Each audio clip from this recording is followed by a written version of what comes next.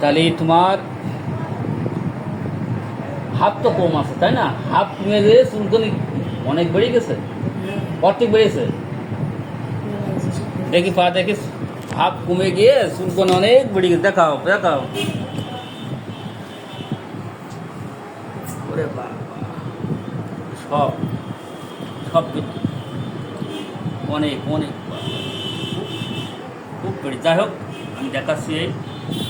এই বাচ্চাটি কিন্তু জন্মের পর থেকেই শ্বাসকষ্ট, শ্বাসকষ্ট এমন একটা অবস্থা যে সে আমার চেম্বারে যখন আগে আসতো শুধু বুক মানে আমি যেখানে বসে আছি ওখান থেকে শোনা যেত। ঘটনা হচ্ছে, এনাকে ট্রিটমেন্ট দেওয়ার পরে বাচ্চাটির প্রায় বছরখানিক ট্রিটমেন্ট দেওয়ার পরে ওর গায়ে কিন্তু চুলকনি ফুটে উঠেছে। আমি আগেই সাবধান করেছি যেন মলম দেবো। মলম দিছো?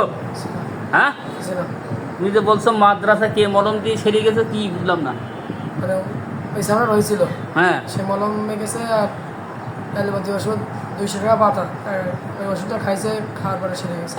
তা তোমারও কি তারা মলম দিতে করছে? পাও, খবরদার, স্টপ, মলম দেবা না। ওকে, মলম দিলি বলে সে হাফের টান আবার ফিরে আসবে। একদম একদম স্টপ, কখনো মলম দেবা না, নো নেভার।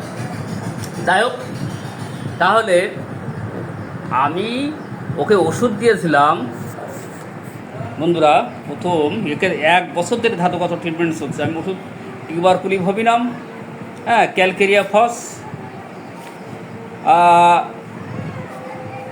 শেষে সালফার, হিপারসাব সালফার, 3-4টে মেডিসিন লক্ষণ অনুযায়ী ইউজ করেছি। সর্বশেষ সালফার দেওয়া ছিল। দেওয়ার পরে পরে কিন্তু ওর বাচ্চাটির দাঁত একজিমা সব বেড়ে গেছে, তাই তো? আমার ওষুধ খেয়ে তোমার বেড়েছে না দাঁত? এর আগে ছিল কি? তাহলে বন্ধুরা দেখেন, ধাতুগত ট্রিটমেন্ট করলে ভিতর থেকে যে পয়জন সব বাইরে চলে আসে। হোমিওপ্যাথির নীতি কি? ভিতর থেকে বাহিরে। যদি সঠিকভাবে ধাতুগত ট্রিটমেন্ট করা যায় তাহলে ভিতরের পয়জন বাইরে চলে আসলে রোগী মুক্ত। তদ্রূপ ছেলেটুক তাই।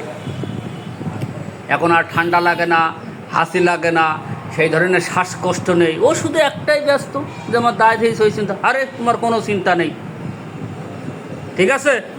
কেউ যদি মলম লাগাতে বলে তুমি মলম কি করবা? হ্যাঁ, লাগাবা না, সাবধান। আমি আবারও সাবধান করে দিচ্ছি, কখনো মলম লাগাবা না। সারা জীবনের মতো হাঁপায় হাঁপায় কিন্তু মরে যাবা, কিন্তু শেষ হয়ে যাবা, মরবা না। কষ্ট কষ্ট আর কষ্ট, দুঃখ যন্ত্রণা ক্লিষ্ট হয়ে যাবা। সো তোমার দেখি একজিমা হয়েছে, হোক, আরও হতে দাও, আরও হতে দাও, কোনো সমস্যা নেই। খবরদার চুরি করেও যেন মলম লাগাবা না। ওকে, ও এখন সব দিক থেকে ভালো আছে, হাফ কমে গিয়ে প্রায় আরোগ্য হয়ে এখন ওর চুল করে বেরোচ্ছে, যেন সেটা দাঁত একজিমা এইসব বেরোচ্ছে। যাই হোক, বেরোক, আমি বলবো ইনশাল্লাহ। ওকে।